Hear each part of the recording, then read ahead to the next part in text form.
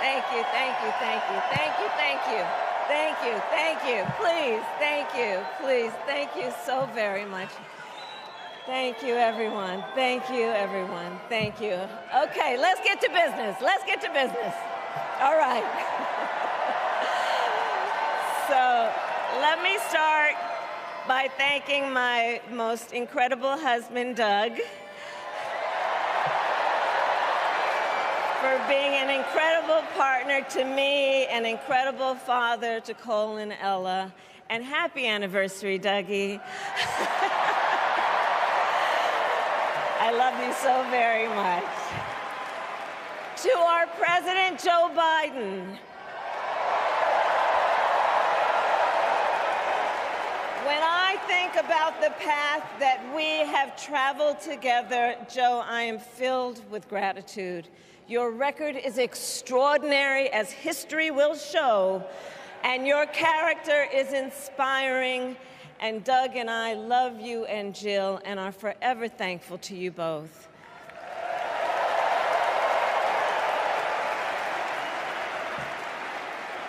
And to Coach Tim Walz,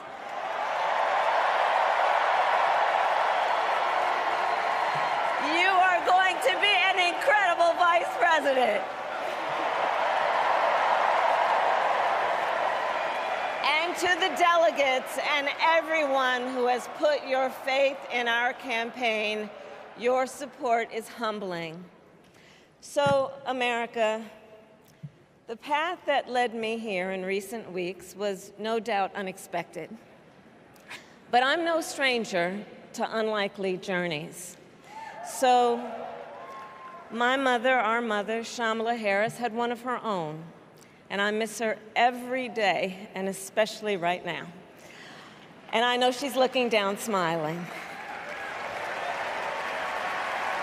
I know that. So my mother was 19 when she crossed the world alone, traveling from India to California with an unshakable dream to be the scientist who would cure breast cancer.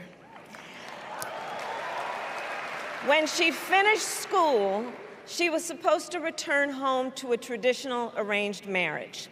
But as fate would have it, she met my father, Donald Harris, a student from Jamaica.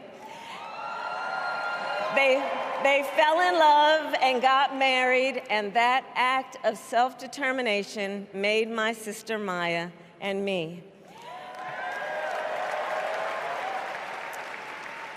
Growing up, we moved a lot. I will always remember that big Mayflower truck packed with all our belongings, ready to go to Illinois, to Wisconsin, and wherever our parents' jobs took us. My early memories of our parents together are very joyful ones. A home filled with laughter and music, Aretha, Coltrane, and Miles. At the park, my mother would say, "Stay close." But my father would say, as he smiled, "Run, Kamala, run. Don't be afraid. Don't let anything stop you."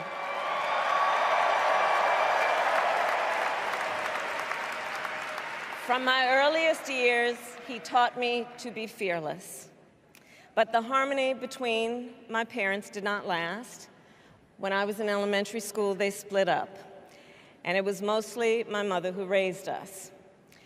Before she could finally afford to buy a home, she rented a small apartment in the East Bay. In the Bay, you either live in the hills or the flatlands. We lived in the flats, a beautiful working-class neighborhood of firefighters, nurses, and construction workers, all who tended their lawns with pride. My mother, she worked long hours, and like many working parents, she leaned on a trusted circle to help raise us. Mrs. Shelton, who ran the daycare below us and became a second mother. Uncle Sherman, Aunt Mary, Uncle Freddie, Auntie Chris. none of them family by blood, and all of them family by love.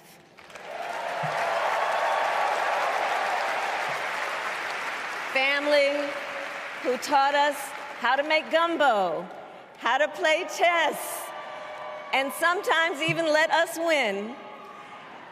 Family who loved us, believed in us, and told us we could be anything and do anything. They instilled in us the values they personified: community, faith, and the importance of treating others as you would want to be treated, with kindness, respect, and compassion. My mother was a brilliant, 5-foot-tall, brown woman with an accent. And as the eldest child, I saw how the world would sometimes treat her. But my mother never lost her cool. She was tough, courageous, a trailblazer in the fight for women's health, and she taught Maya and me a lesson that Michelle mentioned the other night. She taught us to never complain about injustice, but do something about it. Do something about it. That was my mother. And she taught us, and she also taught us, and never do anything half-assed. And that is a direct quote. A direct quote. I grew up immersed in the ideals of the civil rights movement. My parents had met at a civil rights gathering, and they made sure that we learned about civil rights leaders, including the lawyers like Thurgood Marshall and Constance Baker Motley, those who battled in the courtroom to make real the promise of America. So at a young age, I decided I wanted to do that work. I wanted to be a lawyer. And when it came time to choose the type of law I would pursue, I reflected on a pivotal moment in my life. You see, when I was in high school, I started to notice something about my best friend, Wanda. She was sad at school, and there were times she didn't want to go home. So one day I asked if everything was all right, and she confided in me that she was being sexually abused by her stepfather. And I immediately told her she had to come stay with us, and she did. This is one of the reasons I became a prosecutor, to protect people like Wanda, because I believe everyone has a right to safety, to dignity, and to justice.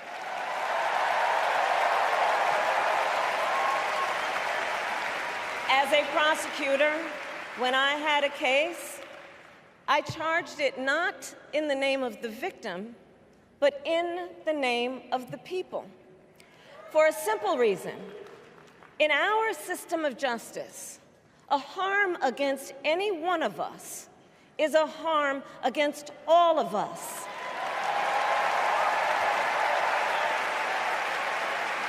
And I would often explain this to console survivors of crime, to remind them no one should be made to fight alone. We are all in this together. And every day, in the courtroom, I stood proudly before a judge, and I said 5 words: Kamala Harris for the people.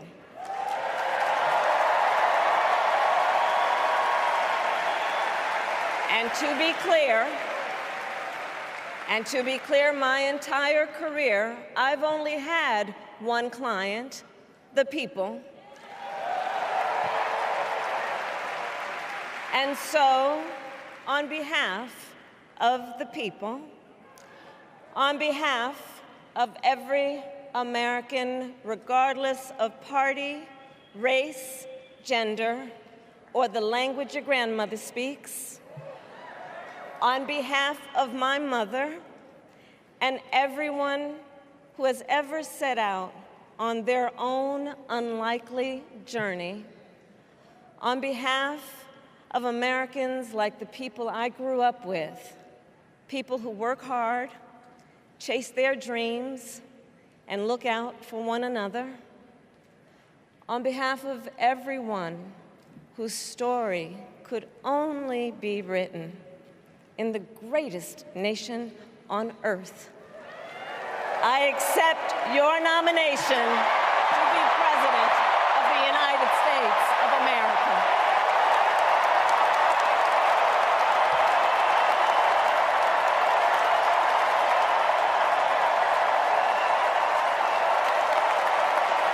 And with this election,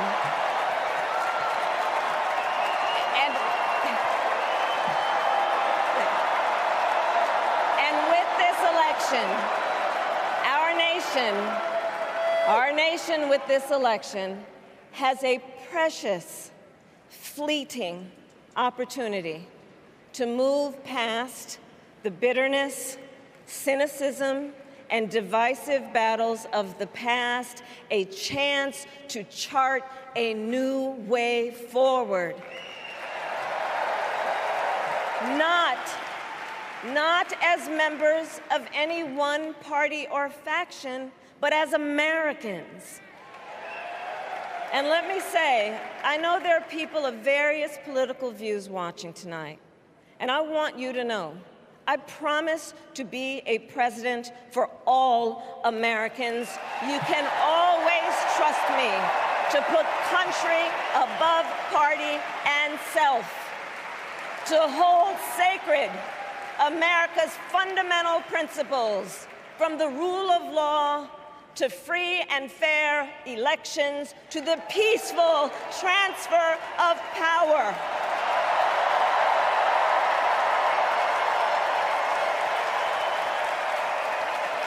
I will be a president who unites us around our highest aspirations, a president who leads and listens, who is realistic, practical, and has common sense, and always fights for the American people.